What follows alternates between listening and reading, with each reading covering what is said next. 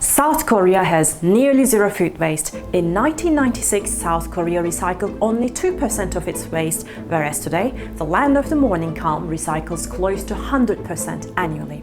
What makes this success even more drastic is the fact that not long ago, South Korea was one of the poorest countries in the world. Following the devastating Korean War in the early 1950s, South Korea experienced widespread hunger and malnutrition. For decades, the East Asian nation even received food aid from the World Food Programme.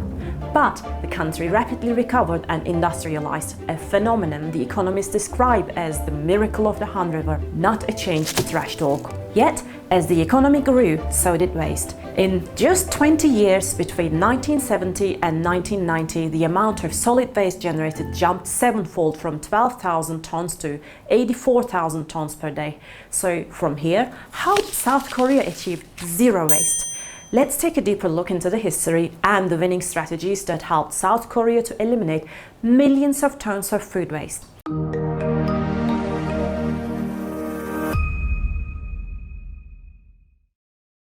If you ever had Korean food, you likely noticed that it is accompanied by a lot of side dishes, sometimes dozens of them. From the tangy crunch of kimchi to sizzling pork bellies, Korean food is a sensory feast to be savored. But at the same time, this culture of abundance is prone to a lot of leftovers and food waste. This is why industrialized South Korea had one of the highest rates of food waste in the world. The rest of us are far from innocent. All around the world, 1/3 of all food produced for human consumption is lost or wasted. This equates to about 1.3 billion tons of food per year. The cost is around 750 billion per year and 10% of the global greenhouse gas emissions. To help you visualize this colossal waste, France, for example, wastes 10 million tons of food every year. This is the equivalent of about 5 million cars or 2 million elephants. Nevertheless, in the 1990s, as the country was newly industrialized, the food waste in South Korea was reaching a crisis point. Even though South Korea was getting richer and richer, it's a land-poor and highly urbanized country. There is limited space to build landfills. Since Korea is so densely populated and urbanized, it was impossible to build these landfills sufficiently far away from the residential areas. So, by the mid-90s, the landfills were, you guessed it right, filled. And it was not a pleasant experience to live near one of them. The waste created an unbearable stench. People living near these landfills started to campaign for change. Following this, from the mid-90s, the South Korean government started to introduce new policies to tackle food waste. Although there was some success, the problem persisted and there was clearly a need for more aggressive action. In 2005, throwing food into landfills was outlawed. However, the true game changer seems to have been the WasteManagement Act, which was established in 2008 as a pilot program in 144 local regions. The program entails a very user-friendly and accessible food recycling system with daily pickups and designated food waste bags. These food waste bags basically work as a waste-as-you-pay system. If you live in South Korea and you're about to throw away food, you must pay a modest fee for the designated food waste bags depending on the volume you're wasting. For example, if you throw away about 20 liters of food, the bag fee turns out to be a bit over $2. Recycled residential food becomes biogas, animal feed or fertilizer instead of going to landfills, and the revenue generated with these bags help to finance the process. The fee for these food waste bags aren't backbreaking in a country where the average income per person is about $35,000 per year, but it worked. It incentivized cooks around the country to reduce their food waste. After the resounding success of this pilot program, it was amended to be a national policy in 2013. For the past decade, all the 22 million households in South Korea and all sorts of food-related businesses are mandated to recycle their uneaten food this way.